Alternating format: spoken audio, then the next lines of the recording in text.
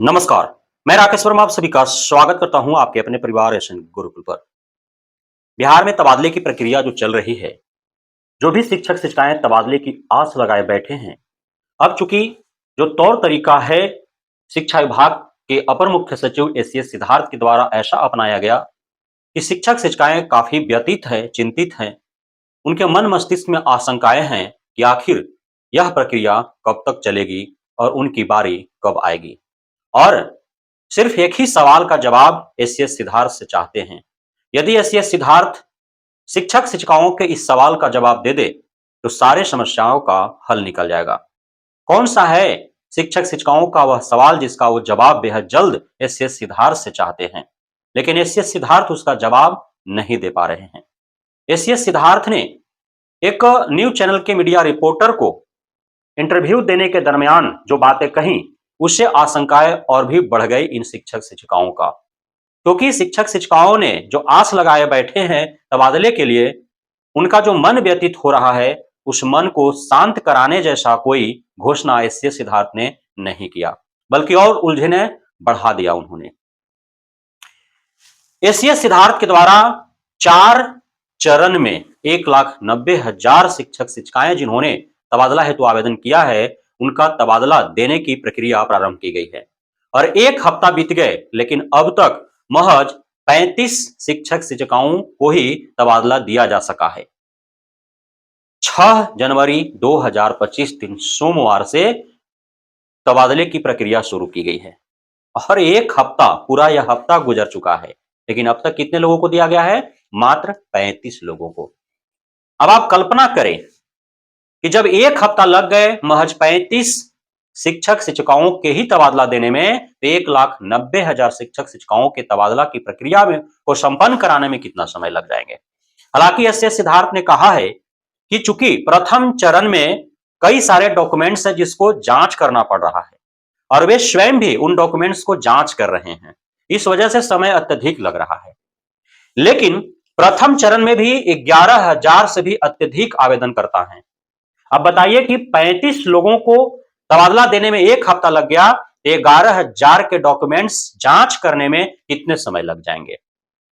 इन 11,000 जो प्रथम चरण में है, उसके बाद भी द्वितीय चरण में भी 16,000 से अत्यधिक आवेदन करता है, उनके डॉक्यूमेंट्स को भी जांच करना पड़ेगा। यह अलग बात है कि प्रथम चरण में जो आवेदन करता है उनके कई डॉक्यूमेंट्स हैं और जांच बेहद ही गंभीरता से करना पड़ रहा है। द्वितीय चरण में थोड़ा कम डॉक्यूमेंट्स होंगे, जांच आसानी से हो जाएंगे, लेकिन समय तो लगेगा ही। वहीं तृतीय और चौथे चरण के बारे में जो विचार है एसीएस सिद्धार्थ का, उनका कहना है कि उसके लिए वे सॉफ्टवेयर तैयार करवा रहे हैं। 3-4 दिनों में वे सॉफ्टवेयर बन करके तैयार हो जाएगा, ट्रायल शुरू हो जाएगा और एक क्लिक में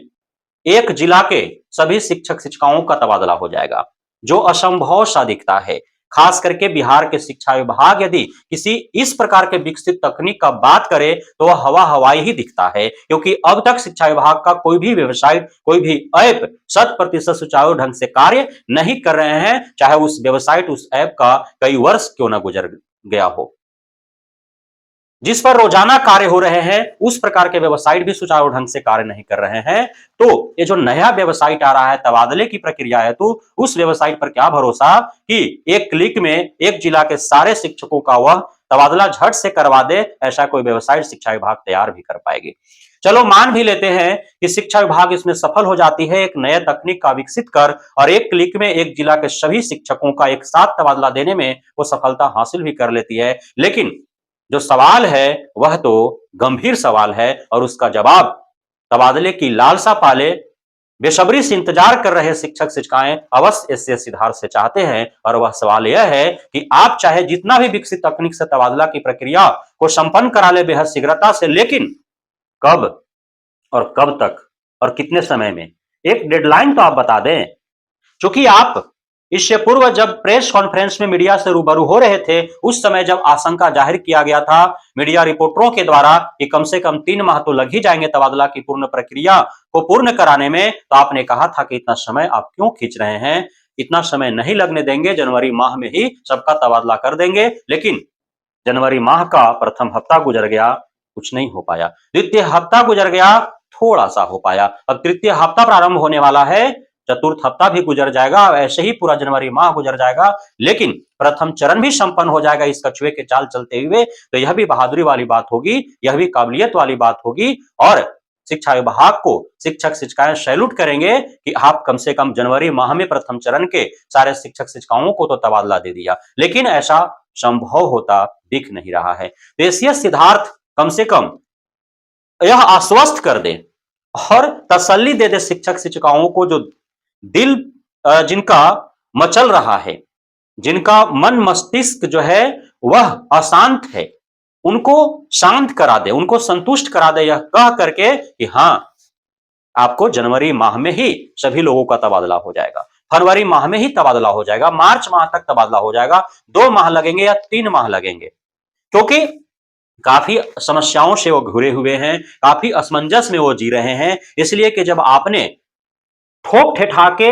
2025 जनवरी माह के प्रथम हफ्ता में सबको तबादला दे देने की बातें कही थी, तो उसी दरमियान उन्होंने जो जहां था वहां के अपने जो उनका मकान मालिक था, जो उनका जिसके कमरे में रहते, जिसके मकान में रह रहे थे, उसका जो स्वामी था,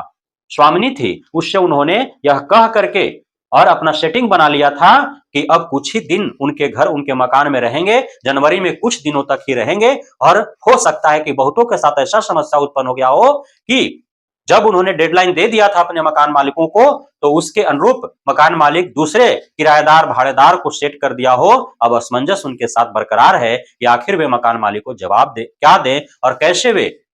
कब तक की मकान मालिकों को समय अवधि प्रदान करे कि कब वे रूम खाली कर रहे हैं, ताकि अगला भाड़ेदार को वह समय दे सके मकान मालिक। इस प्रकार की समस्याएं बहुतों ने क्या किया कि यह जो छुट्टियां, कई छुट्टियां रही, इस दरमियान चूंकि उनको तो पता था, आश्वस्त थे, एससीएस सिद्धार्थ पर इतना भरोसा था कि जनवरी के प्रथम सप्ताह में उनका तबादला हो ही जाना है, तो वे बहुत सारे जो अपने डेरा में, अपने भाड़े के रूम में, अपने किराए के रूम में जो उन्होंने सामान रखा था इस्तेमाल करने वाला, वो सारे सामान जो है अपने घर पहुंचा दिए थे धीरे धीरे कर कर, जब जब वो घर जा रहे थे तब तब,